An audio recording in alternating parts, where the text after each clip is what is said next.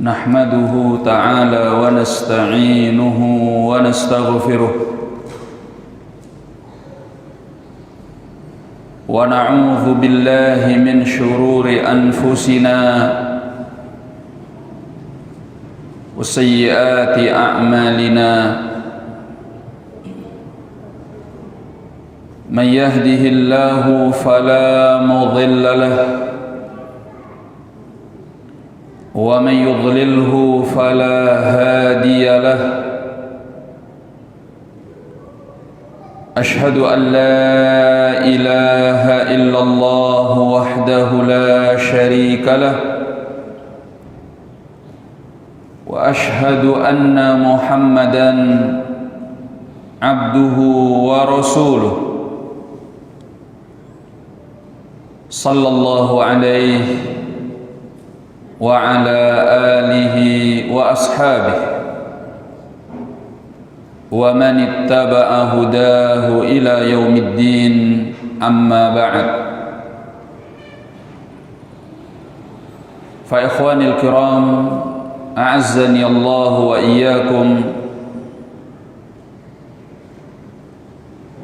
يقول ربنا تبارك وتعالى يا أيها الذين آمنوا اتقوا الله حق تقاته ولا تموتن إلا وأنتم مسلمون ويقول نبينا عليه الصلاة والسلام فإن أصدق الحديث كتاب الله وخير الهدي هدي محمد صلى الله عليه وسلم شر الأمور محدثاتها فإن كل محدثة بدعة وكل بدعة ضلالة وكل ضلالة في النار أعاذني الله وإياكم منها. Para jemaah sekalian rahimani wa rahimakumullah, sebagaimana biasanya pada pekan kedua ini di hari Sabtu setelah kita melaksanakan salatul maghrib, maka kita akan membahas sebuah kitab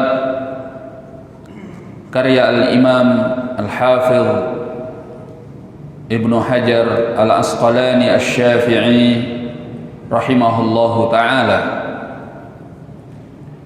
Kitabul Jami' dari Bulughul Maram.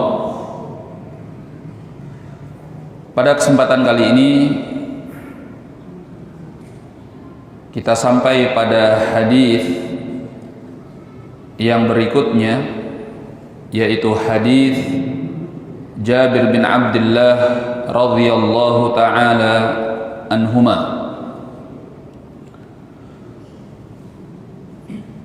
Qala rahimahullah an Jabir radhiyallahu anhu qala qala Rasulullah sallallahu alaihi wasallam.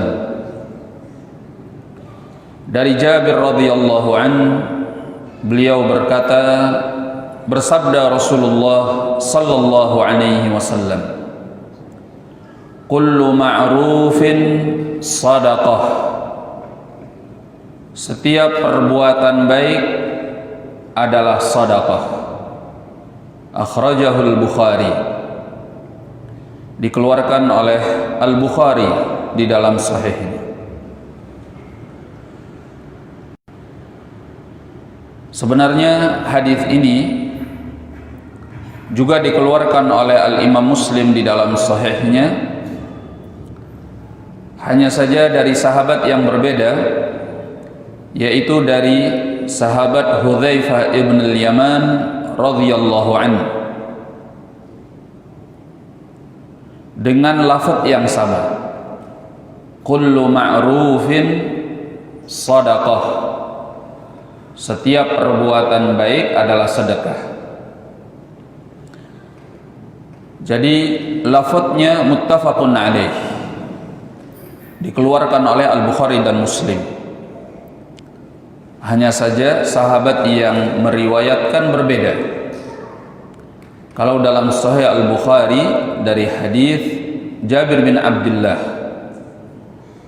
radhiyallahu anhu, sedangkan di dalam Sahih Muslim dari hadis Hudzaifah ibn al-Yaman radhiyallahu anhu. Itulah mengapa Al-Hafidz Ibnu Hajar rahimahullah tidak menyatakan hadis ini muttafaqun alaih, karena sahabatnya berbeda. Hadis yang dinyatakan muttafaqun alaih apabila sahabatnya sama dengan redaksi hadis yang sama. Nah,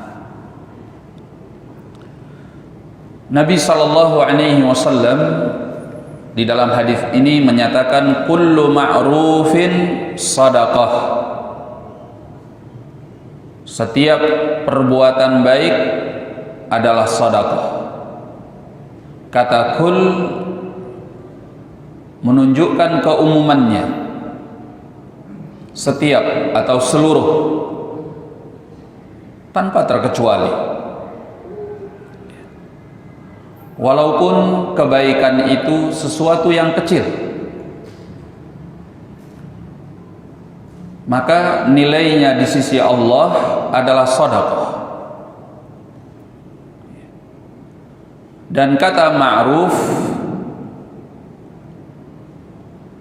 merupakan ismun jami'un likulli ma fihi naf'un lil akharin. Sebuah kata yang menggabungkan di dalamnya setiap perkara yang mengandung kemanfaatan bagi orang lain. Jadi setiap perkara yang mengandung kemanfaatan bagi orang lain dikatakan ma'ruf, perbuatan baik. Apakah bentuknya ucapan ataupun perbuatan? Tidak dibedakan antara satu dengan yang lain. Selama bermanfaat bagi yang lain, maka disebut dengan ma'ruf. Beliau mengatakan kullu ma'rufin shadaqah. Setiap yang ma'ruf, baik ucapan atau perbuatan, selama mengandung kemanfaatan bagi yang lain, apakah dalam perkara dunia atau dalam perkara agama.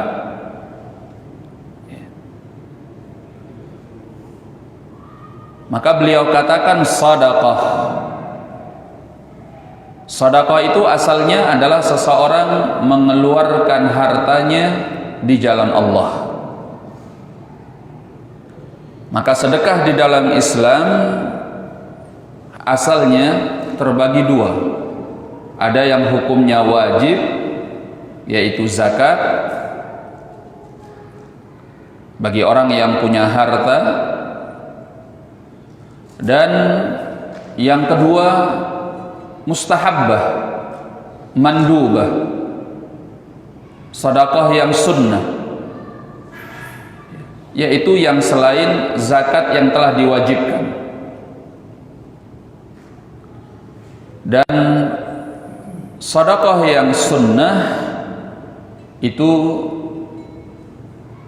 dikeluarkan untuk al-fuqara wal masakin, untuk orang-orang fakir dan juga miskin. Jadi sedekah itu lebih tertuju pemberian harta kepada orang-orang yang tidak mampu. Kalau kita memberi sesuatu kepada orang yang mampu, maka disebut bukan sedekah tetapi hadiah. Hadiah.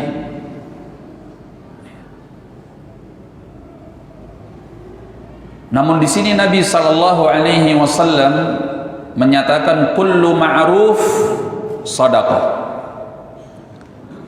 Setiap perbuatan baik, apakah itu ucapan atau perbuatan, baik dalam perkara duniawiyah atau dalam perkara ukhrawiyah, perkara agama, selama mengandung kemanfaatan bagi yang lain, nilainya sedekah. Maksudnya apa? Bahwa perbuatan baik itu akan mendapatkan pahala seperti pahalanya sedekah. Ya. Makanya beliau katakan sedekah, pahalanya seperti pahala sedekah. Di sini ada sisi kesamaannya. Kenapa beliau menyatakannya sebagai sedekah? Karena sama-sama bermanfaat bagi yang lain. Ketika kita mengeluarkan harta untuk membantu yang tidak mampu, itu bermanfaat baginya. Maka demikian pula kalau kita mengeluarkan perbuatan baik, mengerjakan perbuatan baik yang menolong seseorang, bermanfaat bagi orang lain, maka ada nilai yang sama, yaitu naf'un lil akharin, sama-sama bermanfaat untuk yang lain. Makanya beliau katakan kullu ma'ruf sadaqah, setiap perbuatan baik itu adalah sedekah. Nah, maka apa saja perbuatan baik, ucapan atau perbuatan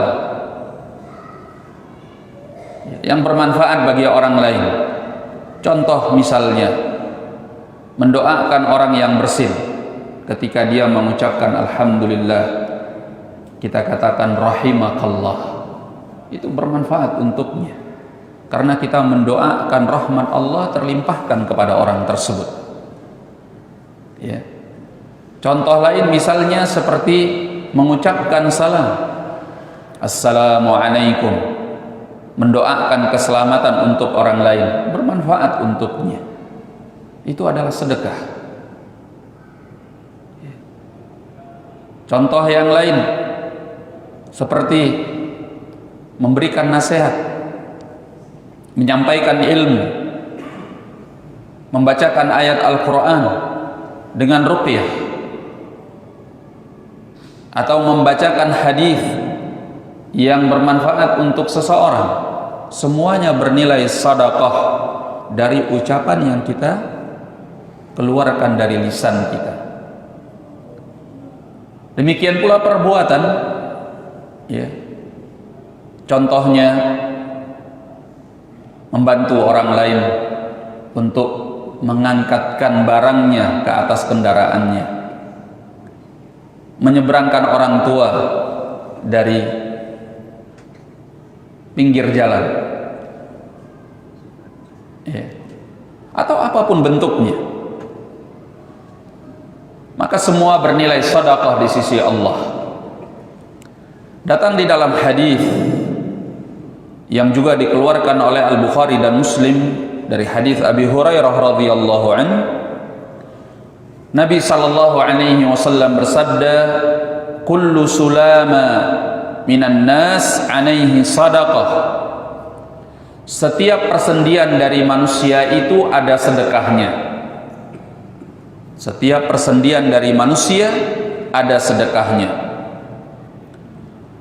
Kullu yaumin tatlu'u fihi syams ta'dilu baina itsnaini sadaqah. Setiap hari yang terbit pada hari tersebut matahari,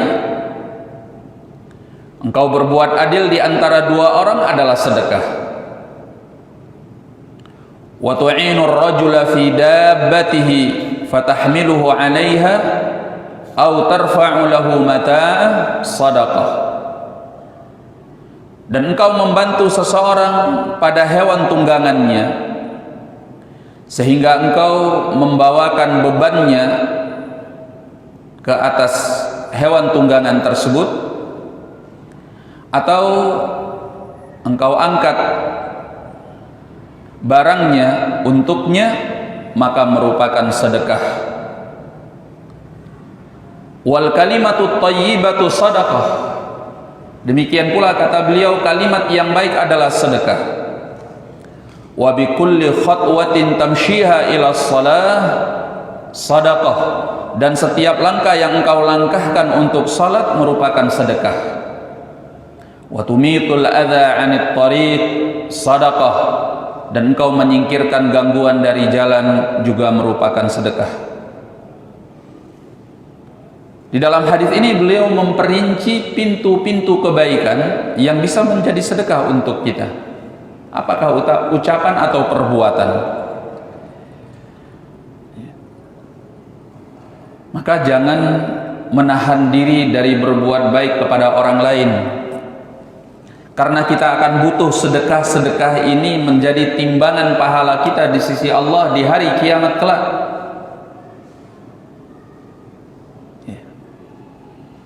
Jangan meremehkan hal tersebut. Kita nggak pernah tahu dari kebaikan kita yang mana yang ternyata menjadi sebab kita dimasukkan surga oleh Allah.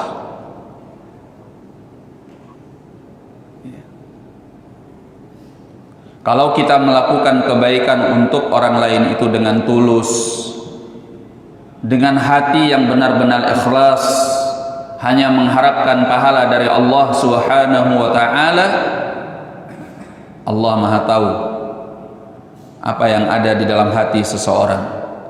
Bisa jadi kebaikannya yang terlihat kecil oleh manusia, ternyata dengannya Allah masukkan dia ke dalam surga. Dan hal itu disebutkan oleh Nabi sallallahu alaihi wasallam dalam beberapa hadis. Mungkin kita pernah dengar hadis Nabi sallallahu alaihi wasallam yang menyatakan, dakhala rajulun fil jannah li'annahu yumitul adza 'anit thariq. Di dalam Sahih Muslim, ada seorang yang masuk ke dalam surga, kata beliau, hanya karena sebab dia menyingkirkan gangguan dari jalan. Demikian pula di dalam Sahih Al-Bukhari, bagaimana Nabi sallallahu alaihi wasallam menyebutkan bahkan seorang pelacur diampuni dosanya oleh Allah karena dia memberi minum seekor anjing yang kehausan. Dia turun ke dalam sumur, lalu dia ambil air sumur itu dengan sepatunya, lalu dia naik kembali dari sumur tersebut dan dia beri minum anjing yang sedang kehausan. Allah maafkan dia, Allah ampuni dosanya.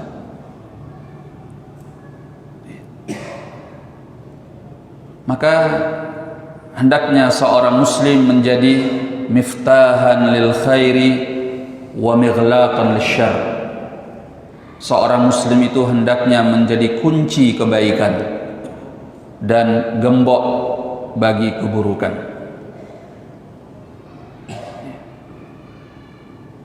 Maka Nabi sallallahu alaihi wasallam menyatakan, khairun nas anfa'uhum linnas.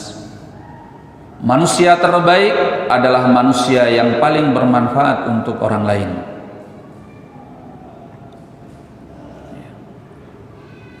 Dan salah satu kunci dari kebahagiaan hidup adalah berbuat baik kepada orang lain. Karena dengan berbuat baik kepada orang lain, disitulah Allah melimpahkan berkahnya kepada kita. Maka orang yang tidak peduli kepada sesamanya, menutup diri dari kebaikan untuk orang lain,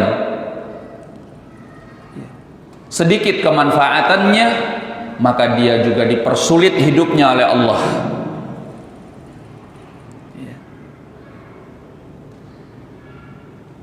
Banyak guncangan-guncangan di dalam kehidupannya dan dia tidak dibantu oleh Allah. Kenapa? Karena dia tidak bermanfaat bagi orang lain, sampah bagi masyarakatnya. Maka datang dalam hadis Abi Hurairah juga di dalam Sahih Muslim, Nabi sallallahu alaihi wasallam menyatakan, innallaha fi aunil 'abdi ma kana al-'abdu fi auni akhihi. Allah senantiasa membantu seorang hamba selama hamba itu membantu saudaranya. Kalau kita sering berbuat baik kepada orang lain, maka mengalir sekian banyak doa dari lisan-lisan muslim yang kita bantu, yang kita beri manfaat, yang kita mudahkan urusannya, yang kita bantu keperluannya, atau yang kita beri manfaat sehingga dia mendapatkan kebaikan dunianya atau akhiratnya. Doa-doa yang mengalir itu didengar oleh Allah. Ya. Maka dengan demikian hidup kita disertai dengan berkah dari Allah karena banyak yang mendoakan. Karena banyak kebaikan yang kita sebar di tengah-tengah kaum muslimin, maka Allah tabaraka wa ta'ala akan mengganjari kita dengan hal yang setimpal. Maka ada istilah di kalangan para ulama yang disebut dengan al-jaza min jinsil amal. Balasan seseorang sesuai dengan amalnya. Ya. Oleh karena itu, barakallahu fikum, ini adalah pintu kebaikan-kebaikan yang harus semestinya dijaga oleh setiap muslim. Ya. Kalau ada pintu kebaikan untuk memberi manfaat kepada orang lain, maka berlombalah di dalamnya. Ya. Karena sungguhnya kita sedang menolong diri kita sendiri. Menolong diri kita sendiri dari dua sisi. Sisi yang pertama, kita menolong diri kita untuk mempunyai bekal di sisi Allah dengan pahala-pahala yang tertulis untuk melayakkan diri kita, mempantaskan diri kita sebagai orang yang memang diganjar dengan surga Allah tabaraka wa ta'ala. Karena setiap kebaikan itu akan kita butuhkan ketika kita dihisab di sisi Allah. Sisi yang kedua, kita menolong diri kita sendiri, karena dengan kita berbuat baik, kita menyelamatkan diri kita dari api nerakanya. Nabi SAW mengatakan, ittaqun nar walau bisyikki tamrah. Berhati-hatilah kalian dari api neraka walaupun dengan sedekah dengan sebutir kurma.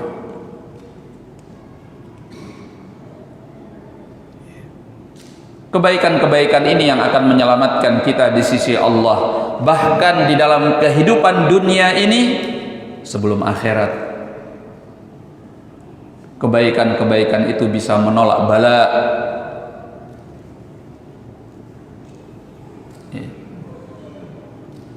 Karena kebaikan-kebaikan itu mendatangkan berkah,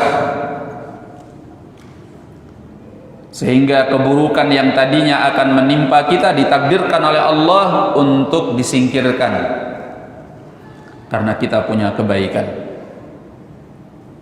Kita ingat cerita bagaimana 3 orang yang terkurung di dalam gua.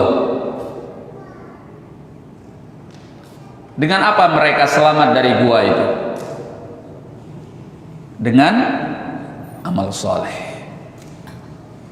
Ada yang amal solehnya untuk orang tuanya, dia berbuat baik luar biasa kepada orang tuanya. Ada amal solehnya yang membebaskan seorang wanita dari perbuatan zina yang hampir saja disetubuhinya dengan perbuatan zina. Namun karena dia takut kepada Allah, dia tinggalkan wanita itu. Ada yang perbuatan baiknya kepada seorang karyawannya, seorang pegawainya, yang dia berikan harta yang dia kembangkan dari gaji pegawainya tersebut untuk pegawainya tanpa sedikit pun meninggalkan keuntungannya untuk sang tuan yang telah mengembangkan harta tersebut. Coba lihat bagaimana Allah menyelamatkan seseorang dari keburukan karena kebaikannya. Maka kalau ada pintu kebaikan untuk bermanfaat bagi orang lain, jangan menahan diri, jangan berpangku tangan, jangan pura-pura nggak tahu, jangan pura-pura nggak peduli. Maka berbuatlah dengan apa yang kita bisa, sehingga itu akan menjadi berkah bagi kita dunia dan akhirat. Nabi SAW menyatakan kullu ma'ruf sadaqah. Setiap perbuatan baik itu adalah sedekah. Hadis yang selanjutnya, an Abi Dzar radhiyallahu an, dari Abi Dzar radhiyallahu an, qala Rasulullah sallallahu alaihi wasallam,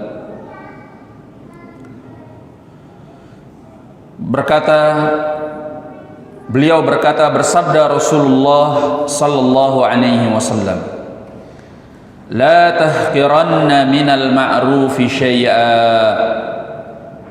jangan engkau meremehkan sedikit pun dari perbuatan baik, walau antalqa akhak biwajhin talq, walaupun engkau bertemu dengan saudaramu dengan wajah yang berseri-seri.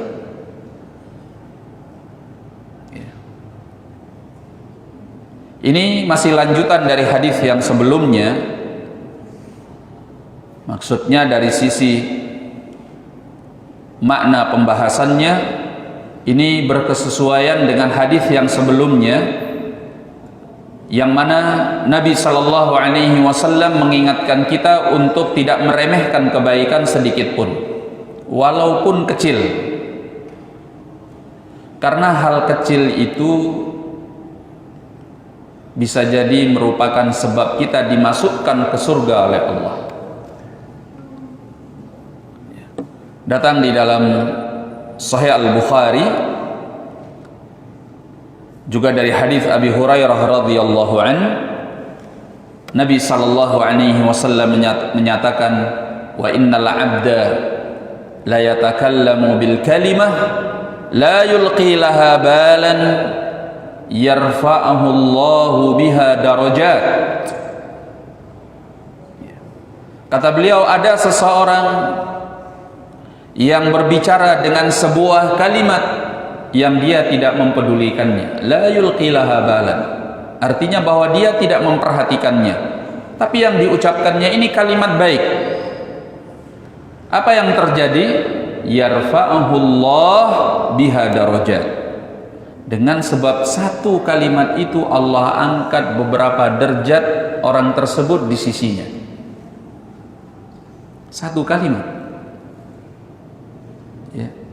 Maka jangan meremehkan kebaikan apapun, ya, karena yang membedakan nilainya di sisi Allah bukan besar dan kecilnya. Apa yang membedakannya? Apa yang ada di dalam hati, itu yang membedakannya, ya. Makanya Allah tabaraka wa ta'ala menyebutkan tentang orang-orang munafik yang meremehkan sebagian sahabat yang bersedekah dengan sedekah yang kecil.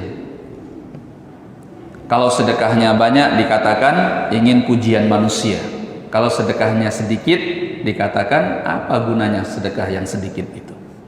Itu orang-orang munafik. Adapun seorang yang beriman, dia tahu bahwa yang dinilai oleh Allah bukan besar dan kecilnya, tetapi apa yang ada di dalam hatinya. Tauhid, keikhlasan, ketulusan yang dia punya bisa memperbesar amalan yang kecil yang telah diperbuatnya. Seperti contoh-contoh di dalam hadis yang telah kita sebutkan tadi. Ya. Maka jangan pernah meremehkan perbuatan baik, walaupun kecil. Nah, beliau contohkan di dalam hadis ini, walau antalqa akhak biwajhin talq, walaupun engkau bertemu dengan saudaramu dengan wajah yang berseri-seri. Ya. Lau di sini tufidut taklil, kata para ulama, ya, memberi fungsi untuk menunjukkan kecilnya amalan yang akan disebutkan, walaupun, yakni untuk menunjukkan bahwa kalimat setelah walaupun ini adalah kalimat yang menunjukkan perbuatannya sangat kecil, tapi jangan diremehkan walaupun hanya sekedar itu, yaitu engkau bertemu dengan saudaramu dengan wajah yang berseri-seri, ya. Bisa dibaca biwajhin talq, bisa dibaca biwajhin tilq, bisa dibaca biwajhin tulq. 3 bahasa artinya sama, ya. Bifathatit ta, atau dengan mengkasrahkannya, atau dengan mendhammahkannya, ya. Ada 2 bahasa yang lain, ya. Bisa dibaca biwajhin taliq, yaitu ditambahkan ya yang sakinah antara lam dengan qaf, biwajhin taliq, ya. Atau biwajhin taliq. Ini ada 5 bahasa: talq, tilq, tulq, taliq, dan taliq. Artinya sama, dengan wajah yang berseri-seri, ya. Biwajhin mutabassim musyrik, wajah yang tersenyum dan bercahaya. Oleh karena itu, walaupun hanya sekedar ini jangan diremehkan. Ini perbuatan baik yang pasti membawa berkah dari Allah. Makanya Nabi SAW orang yang gampang tersenyum, ya, sebagaimana disebutkan di dalam Sahih Muslim, kana Nabi SAW aktsaran nasi tabassuma, bahwa Nabi SAW adalah manusia yang paling banyak tersenyum, ya. Jadi orang kalau ketemu dengan kita itu senang karena wajahnya berseri-seri, selalu membawa kegembiraan, ceria, riang, nggak masem, kecut, ya. Kalau ketemu dengan orang pelit banget senyumnya,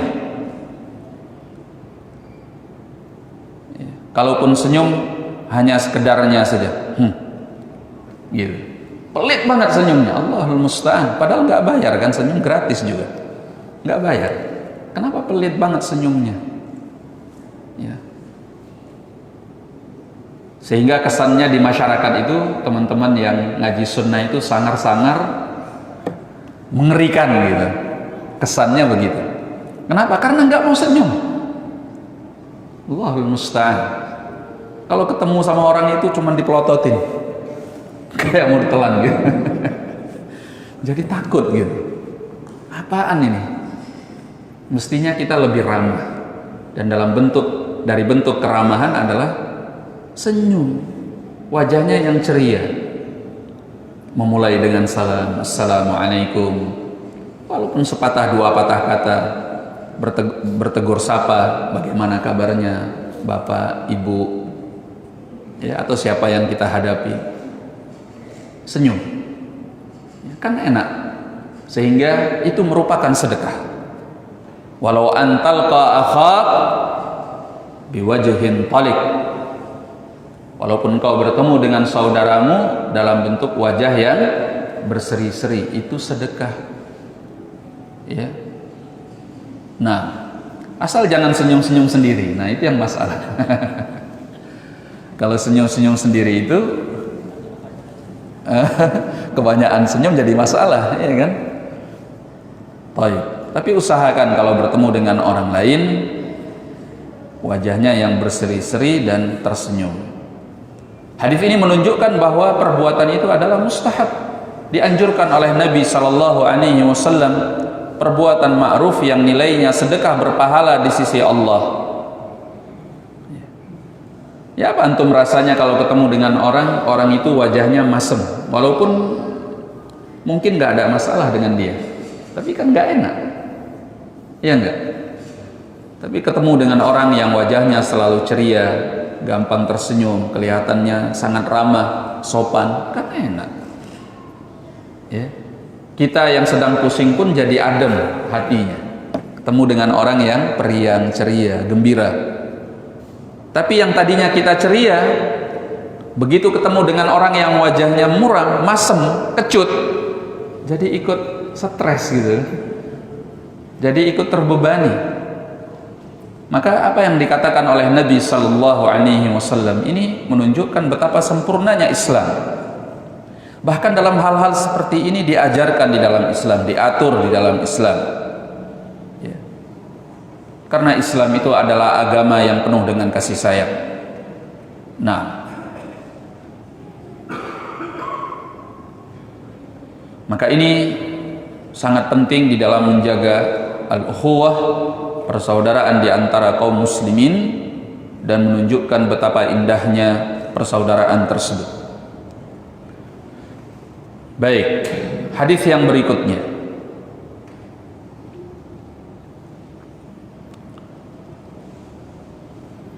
Wa anhu, dan juga dari Abi Dzar,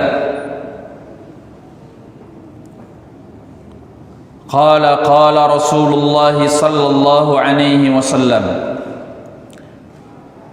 beliau berkata, bersabda Rasulullah sallallahu alaihi wasallam, idza tabakhta maraqatan, apabila engkau memasak kuah, maraqah itu kuah daging, fa'akthir ma'aha, maka perbanyaklah airnya, wa ta'ahad jiranak, dan jagalah tetangga-tetanggamu. Akhrajahuma Muslim. Yang telah mengeluarkan keduanya adalah Al-Imam Muslim.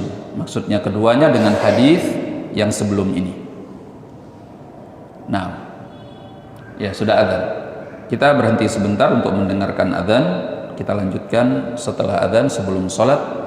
Al-muadzin yuadzin, barakallahu fikum.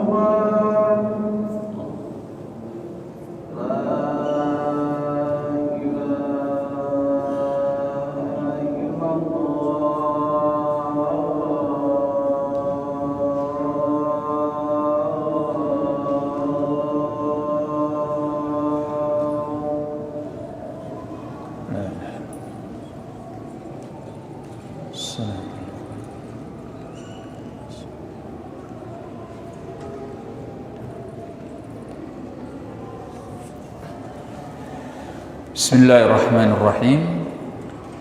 Baik, kita lanjutkan sedikit sebelum kita sholat. Datang dari jalan yang lain, juga dari hadis Abi Dzar dengan lafaz yang sedikit berbeda dengan yang tadi telah dibacakan. Disebutkan lafaznya, kata Abu Dzar radhiyallahu an, inna khalili awsani, sungguhnya kekasihku telah mewasiatkanku. Yang dimaksud adalah Nabi sallallahu alaihi wasallam. Sungguhnya kekasihku telah mewasiatkanku, yaitu Nabi sallallahu alaihi wasallam. Idza tabakhta maraqan fa'akthir ma'ah. Idza tabakhta maraqan fa'akthir ma'ah. Apabila engkau memasak kuah, maka perbanyaklah airnya. Tsummandur ahla baitin min jiranik. Kemudian lihatlah, perhatikanlah keluarga dari tetangga-tetanggamu. Fa'asibhum minha bima'ruf. Maka berikanlah kepada mereka dari kuahnya tersebut dengan cara yang ma'ruf. Nah, jadi kata beliau, apabila engkau memasak kuah, yang dimaksud adalah memasak dagingnya, bukan kuahnya, karena kan kuah itu adalah pelengkap dari dagingnya. Maka datang dalam riwayat Al-Imam Ahmad dari hadis Jabir bin Abdullah radhiyallahu an, Nabi sallallahu alaihi wasallam menyatakan, idza tabakhtumul lahma fa akthirul maraq awil ma' fa innahu awsa' lil jiran. Apabila kalian memasak daging, maka perbanyaklah kuahnya, karena sungguhnya itu lebih lapang untuk tetangga-tetangga kalian. Ya. Apakah ini sudah kita amalkan? Hadisnya sudah lama tahu, pengamalannya yang belum. Semoga Allah tabaraka wa ta'ala membukakan hati kita untuk bisa mengamalkannya. Setelah ini usahakan kalau masak yang berkuah, perbanyak kuahnya dan beri kepada tetangganya. Apa yang diberikan kepada tetangga? Kuahnya toh. Hadisnya begitu Ustaz, katanya kan kuahnya, ya udah tak kasih kuahnya toh ay. Ya enggak. Hadis ini adalah untuk mempermudah bagi kaum muslimin, ya, agar mereka selalu berbagi walaupun hanya dengan kuah, terutama bagi orang-orang bakhil. Orang bakhil kan biasanya sulit untuk berbagi.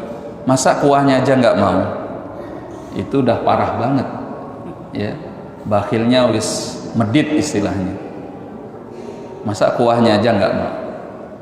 Jadi Nabi menganjurkan walaupun kuahnya, untuk menunjukkan apa? Kita hendaknya selalu berbagi, sehingga orang-orang bakhil pun mau berbagi, karena yang dianjurkan adalah kuahnya. Kalau Anda memang benar-benar mengamalkan yang dibagi kuahnya, mungkin Anda bakhil. Ya. Tapi itu pun nggak apa-apa. Kalau Anda memang mau berbagi kuahnya aja nggak apa-apa, ya udah, gitu. Itu maksudnya. Ya, yang penting berbagi. Subhanallah. Nah, ya, maka di sini menunjukkan kata para ulama, kalau kita punya makanan, terutama yang makanan itu mengeluarkan aroma yang bisa menyebar kepada tetangga, maka jangan tidak berbagi. Ya. Apapun bentuk makanannya, entah makanan yang dimasak atau mungkin buah-buahan. Kalau buah-buahan apa contohnya? Durian. Durian itu kan baunya kemana-mana itu. Makannya cuma sebiji, baunya sak kampung tercium. Ya. Oleh karena itu, ya sedapat mungkin kalau memang duriannya sedikit, caranya seperti apa? Supaya bisa berbagi. Dibikin kolak. Jangan hanya sekedar dimakan buahnya, nanti yang lain nggak kebagian. Kalau nggak mau berbagi, makan di tempat, ya kan? Di tempat tukang durian. Nah itu, makan di sana sudah. Biar tukang duriannya yang berbagi. Kalau dibawa pulang, usahakan, karena biasanya aromanya tercium kepada tetangga kita, maka buatlah kolak, sehingga berbagilah dengan tetangga, walaupun cuma kuahnya. Ya, kuah aroma durian. Ya. Dagingnya mana nih? Dagingnya cuma sedikit, sudah bercampur dengan kuahnya, nggak apa-apa. Yang penting berbagi. Begitulah Nabi Shallallahu Alaihi Wasallam menganjurkan kita untuk selalu berbuat baik kepada orang lain, terutama tetangga kita. Ya, karena dia punya hakul jar, ya, hak tetangga. Orang yang paling berhak mendapatkan kebaikan dari kita, di samping karib kerabat kita sebelum orang lain, yang berikutnya adalah tetangga. Apalagi kalau tetangga kita kerabat kita, dia punya dua hak, hakul jar wa hakku al-qarib. Ya, hak tetangga dan juga hak kerabat. Nah, ya tentunya yang muslim didahulukan sebelum yang kafir. Tapi tetangga saya adanya yang kafir, Ustaz, nggak apa-apa. Ya, berbuat baik kepada orang kafir yang tidak menampakkan permusuhannya secara terang-terangan kepada Islam dan kaum muslimin, nggak apa-apa. Barangkali itu bisa menjadi dakwah untuk membuat dia tertarik kepada Islam, atau minimalnya menunjukkan kepada orang tersebut bahwa Islam adalah agama mulia yang selalu mengajarkan kebaikan kepada orang lain. Nah, itu tidak merusak akidah, itu nggak ada hubungannya dengan akidah. Nah, yang dilarang kepada orang kafir itu adalah kalau kita mencintai dari hati. Ya, al-mawaddah. Al-mawaddah itu cinta yang melibatkan hati. Nah, itu yang dilarang di dalam Islam kepada orang-orang kafir. Baik, maka kata beliau, perbanyaklah kuahnya. Perintah ini bukan perintah wajib. Para ulama sepakat bahwa hukumnya mustahab. Jadi kalau Anda tidak berbagi, nggak berdosa. Karena memberi hadiah itu sepakat para ulama hukumnya adalah mustahab, bukan wajib. Ya. Anda tidak berdosa, tetapi Anda kehilangan pahala. Ya. Makanya bagi seorang muslim, hidup ini bukan tentang materi sebenarnya, tapi tentang bagaimana dia bermanfaat untuk orang lain demi tujuan akhiratnya. Yang diuntungkan juga dia pada akhirnya. Ketika dia berbagi, apakah yang diuntungkan orang yang diberi? Lah, bukan hanya sekedar orang yang diberi, sebenarnya dia sedang menguntungkan dirinya sendiri. Dia mendapatkan pahala dari sisi Allah. Belum lagi urusannya yang dimudahkan oleh Allah karena dia bermanfaat bagi orang lain. Ya. Oleh karenanya, Jangan meremehkan masalah-masalah seperti ini, karena ini adalah pintu-pintu keberkahan di dalam hidup yang akan mendatangkan kebahagiaan kepada kita.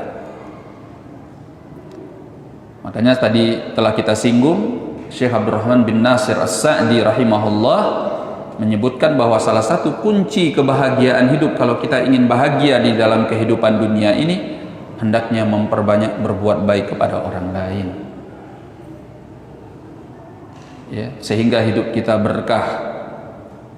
Nah, dan terutama di dalam hadis ini yang perlu kita perhatikan adalah tetangga kita. Jangan kita mengatakan, aduh Ustaz nggak enak Ustaz.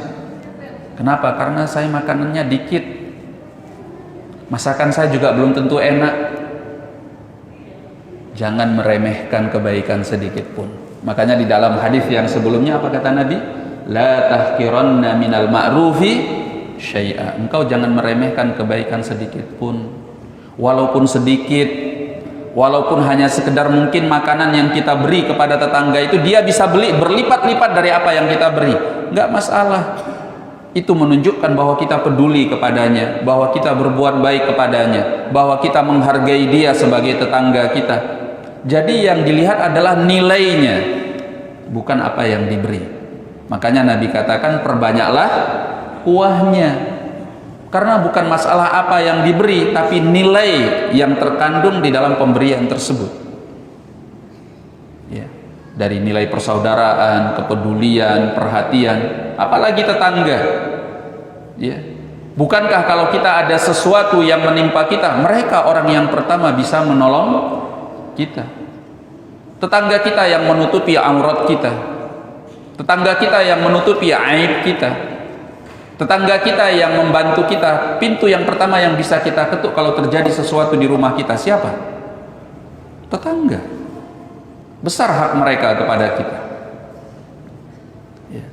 Maka bertetanggalah dengan baik, diantaranya dengan menyebarkan kebaikan kepada mereka, walaupun dalam bentuk pemberian yang sedikit, ya. Jangan meremehkan hal tersebut.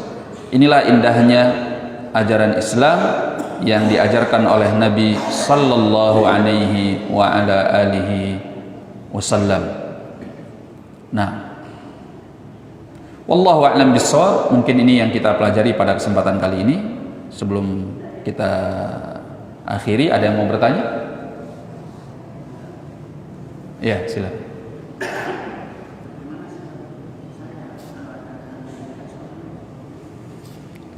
Tetangga yang tidak sholat, dari sisi apa yang ditanyakan?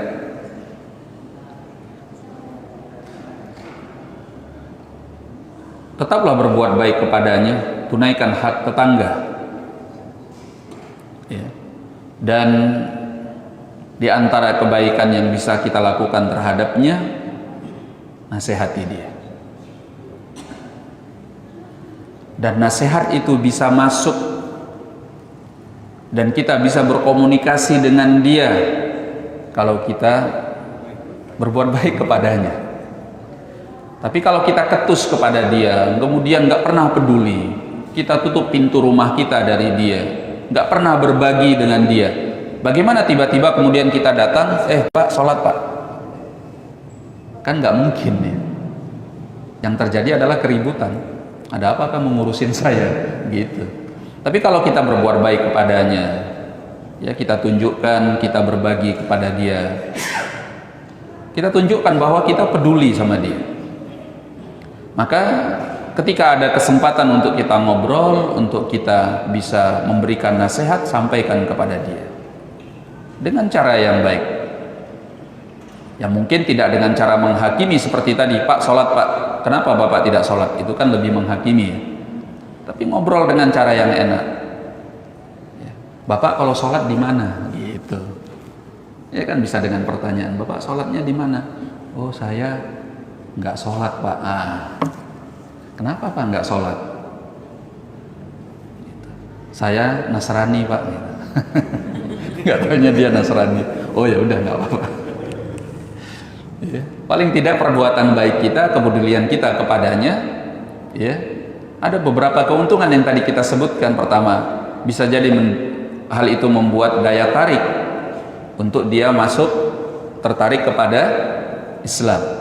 Yang kedua, paling tidak menunjukkan kepadanya bahwa Islam itu agama yang indah.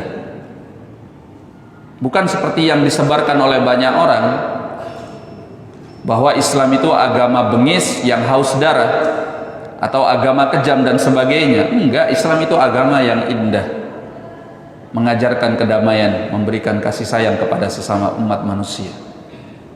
Begitu. Baik, maka kebaikan kita kepada tetangga tersebut menjadi pintu untuk kita bisa menasihati dia. Barakallahu fiik. Nah, baik, karena waktunya sudah habis, kita berhenti dulu sampai di sini. Subhanakallahumma wa bihamdika asyhadu an la ilaha illa anta astaghfiruka wa atubu ilaik. Assalamualaikum warahmatullahi wabarakatuh.